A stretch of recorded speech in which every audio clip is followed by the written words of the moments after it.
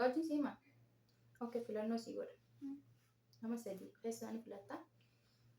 Takkaffaa faa qubeen kaanii faa qubeen maqaan irraa ka'ee lammaffaa haa sadaffaa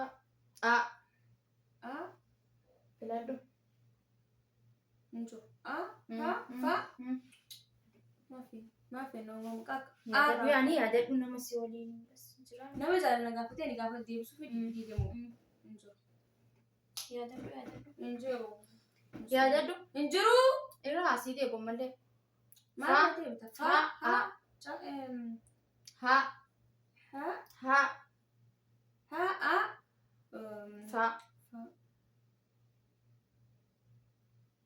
faala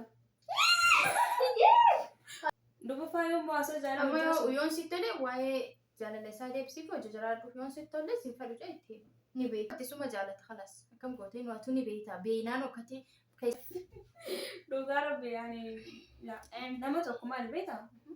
Nama takka akka saayibatti.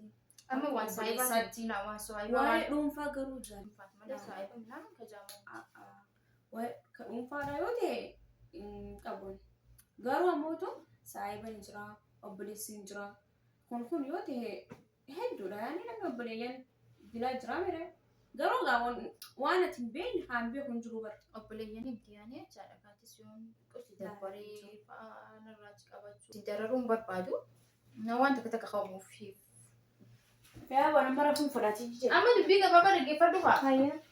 Kalas dasi jedhame. Aftaa bara amma haqanatti hime faa. Maal Maal jechuudha? haa ja'uun yaani maal haa ja'u. Ati saawwa jechuu barbaada? Yaani inni maaliiti ammallee yoon ati as wajjin haasottee jaalala isaa deebistee nama si jaalatu ta'u. Kamitti immoo akka keessaa filte immoo. Nama jaaladhu firraa onnee nuuni jaalattee kati. Ani si himume dhugaa himuudhaaf.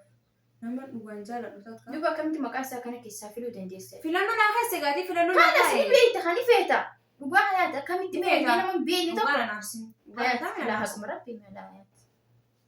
Aadi amma maal godhuu danda'a? Amma kalas. Walaa naarsin. Maal isaarsaa hayaata akkatti fetteenuma? Ani fi saraan dalagaa duuba. Fi saraan dalagaa. Biraanki televizyiinii. Biraanki maalii? Ishee gosa baasa. Kaameraa laalit. Rabbi sin dhiisu dhugaa akkana bishaan nanneedhe. Walaa bichuqaan asirratti sin cabinaa. Ni jaalata. Biraanki maalisaa? Prank! Prank! Hagumatti gabbaatee of deebitutti prank taatee jirta. Kanaafuu kasii tahee jira akkuma dubartoonni wal beekan isaa akkuma effeetta. Dhugaa aboodiin. Kanas kee nantuminis kanaafuu prank taatee jirta hayaati akka malee prank goone jirran barafuuf deemti battaadhaa haasii seettee laalaa. Saniifuu egaa akkuma agartan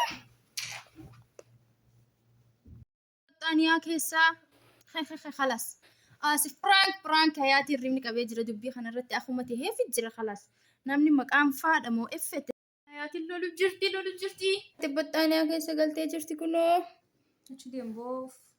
dhiifama jedhiin kalaas maalis Ifama maalisa maqaan maal nama yaamsiste? khalas gadi hin dhiisnu dhugaa dubbachuuf anumaatu prank akkanaa fide Biraanki. sumarratti hojjechuudhaaf dhiifama khalas Ani kamta kana yaaddee qo'a amma sanuu duraa. yaani jecha Viidiyoo biraa dalaynee dadhabnee wallaan dadhabnee dhagee ati gabbaatee mi dadhabuma kana sirraanfachiisuudhaaf Sirraanfachiisuudhaaf maqaan maal yaamsistee na aastee na. sanoo qadatti Qalaas talilleessin.